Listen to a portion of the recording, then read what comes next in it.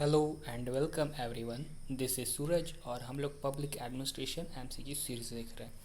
अभी तक ऑलरेडी हम लोग 335 क्वेश्चंस कवर कर चुके हैं आउट ऑफ 1000 में, और इस वीडियो में हम लोग मोर 5 क्वेश्चंस कवर करने वाले हैं। So let's start. Question number 336 is here.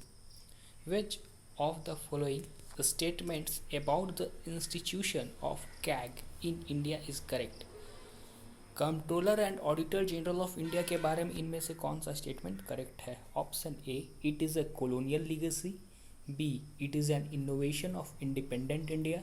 C, it performs auditing and accounting functions. D, it is an executive agency of the government of India. तो आप लोग चाहो तो टाइम ले सकते हो वीडियो पॉज करके, पर मैं आंसर बता देता हूँ।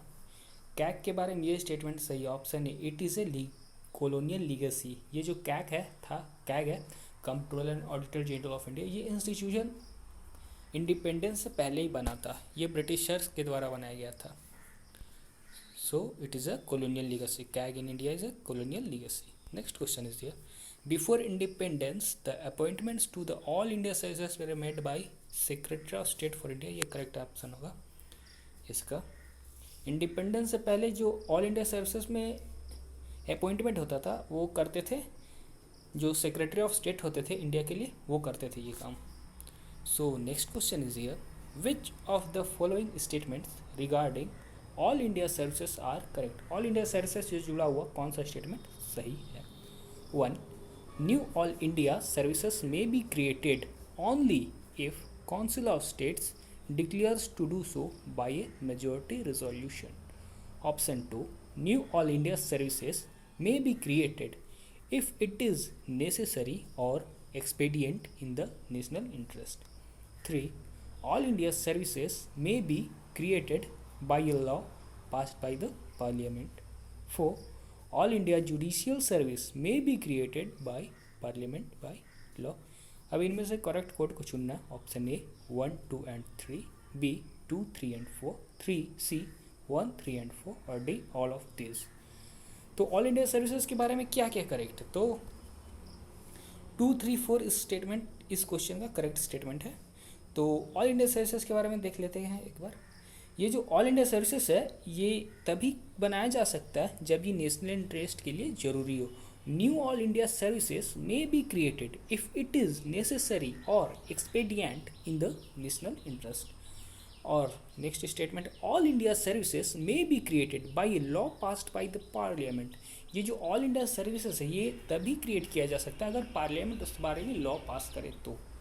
और नेक्स्ट स्टेटमेंट है, all India judicial service may be created by parliament by law. ये जो ऑल इंडिया जुडिशियल सर्विस है ये भी तो क्रिएट हो सकता है by parliament by law, parliament के थ्रू। पर ये जो फर्स्ट स्टेटमेंट है ये गलत है, क्योंकि ये काउंसिल ऑफ स्टेट्स यानी राज्यसभा के ही डिक्लेयर करने से नहीं होता है, इसके लिए पार्लियामेंट को करना चाहिए। So next question is here. What age is prescribed for a person for appointment as जज of the Supreme Court of India? किसी पर्सन को सुप्रीम कोर्ट का जज बनने के लिए क्या एज रिक्वायर्ड होनी चाहिए? Option A, not below 30 years on the date of appointment.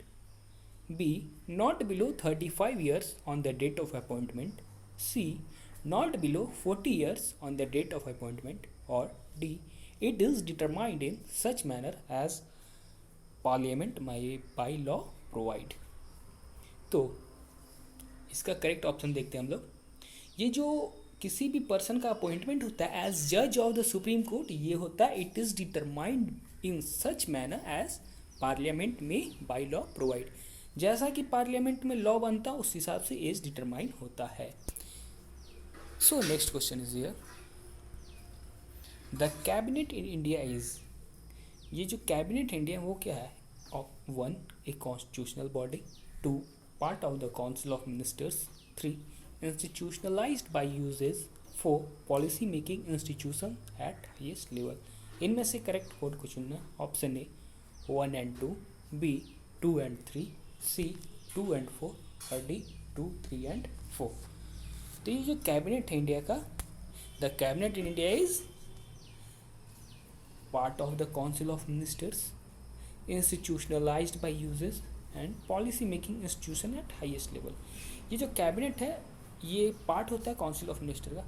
Council of minister एक बड़ा होता है, उसके अंदर एक पार्ट होता है, उन्हीं काउंसिल ऑफ मिनिस्टर्स में से कुछ मिनिस्टर्स होते हैं जो कैबिनेट में होते हैं। उसके नेक्स्ट ऑप्शन है इंस्टीट्यूशनलाइज्ड बाय यूजर्स। ये कैबिनेट को कुछ कुछ स्पेशल फंक्शन दिया जाता है, इसलिए policy making institution at highest level. Cabinet policy making institution होता है हाईएस्ट लेवल में, इसके ऊपर पॉलिसी मेकिंग इंस्टीट्यूशन कोई और नहीं होता। सो ये था इस वीडियो का लास्ट क्वेश्चन। आपको ये वीडियो कैसा लगा रिव्यू जरूर बताइए। Thanks for watching this video. और अगर आप लोगों ने अभी तक पिछले वीडियोज़ नहीं देखे तो उससे भी जरूर देखिए। थैंक्स।